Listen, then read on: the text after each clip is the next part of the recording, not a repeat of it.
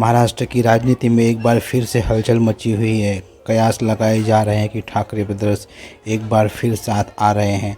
राज ठाकरे और उद्धव ठाकरे के राजनीतिक रास्ते 2025 में ही अलग हुए थे। अब चचेरे भाई राज और उद्धव ठाकरे दोनों ने मराठी पहचान और संस्कृति के लिए कथित खतरे की चिंताओं के बीच सुलह का संकेत दिया है। अलग अलग कार्यक्रमों में बोलते हुए दोनों नेताओं और महाराष्ट्र के नवनिर्माण सेना के नेतृत्व करते हैं। एक ने साझा संदेश दिया कि महाराष्ट्र के भाषाई और संस्कृति हित राजनीति प्रतिद्वंदी से ऊपर है।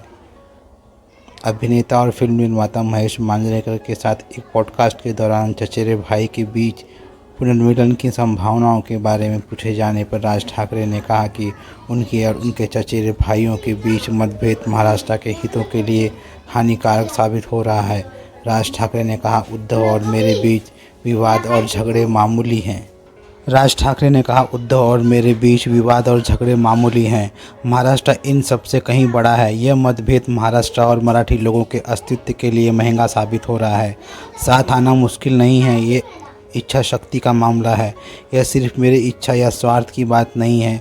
हमें बड़ी तस्वीर देखने की ज़रूरत है। सभी राजनीतिक दलों के मराठी लोगों को एकजुट होकर एक पार्टी बनाना चाहिए।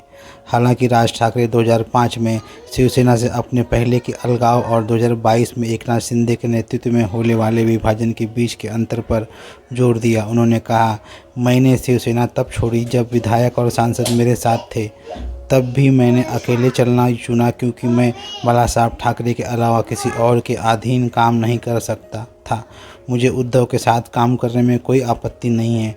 सवाल यह है, क्या दूसरे पक्ष में मेरे साथ काम करने की इच्छा है? अगर महाराष्ट्र चाहता है कि हम साथ आएँ तो महाराष्ट्र को बोलने दें। मैं अपनी अहंकार को ऐसी मामले में आड़े नहीं आने देता। एक सभा को संबोधित करते हुए उद्धव ठाकरे ने सुलह के लिए सशर्त खुलापन व्यक्त किया। उन्होंने कहा, मैं छोटे मोटे विवादों के किनारे रखने के लिए तैयार हूं। मैं सभी मराठी लोगों से महाराष्ट्र के हित में एकजुट होने की अपील करता हूं, लेकिन एक शर्त है। जब हमने संसद में कहा था कि उद्योगों को गुजरात में ट्रांसफ़र किया जा रहा है, अगर हम सब एकजुट होते तो हम महाराष्ट्र के लिए काम करने वाली सरकार बना सकते थे। हम पक्ष बदलने नहीं कह सकते। एक दिन उनका समर्थन, दूसरे दिन उनका विरोध और फिर से समझौता। उद्धव ने कहा, जो कोई भी महाराष्ट्र के हितों के खिलाफ काम करता है मैं उसका स्वागत नहीं करूंगा, उसे घर नहीं बुलाऊंगा या उसके साथ नहीं बैठूंगा। पहले यह स्पष्ट हो जाए और फिर हम महाराष्ट्र के लिए मिलकर काम करें। इसी बीच यह टिप्पणी के ऐसे समय में आई कि जब दोनों नेताओं ने सभी मराठी और अंग्रेजी माध्यम के स्कूलों में कक्षा में 1 से 5 तक हिंदी की अनिवार्य विषय बनाने के महाराष्ट्र सरकार के फैसले का विरोध किया। भाजपा के नेतृत्व वाली महायुति सरकार द्वारा शुरू की गई इस नीति को दोनों दलों ने मराठी भाषा का अपमान माना है।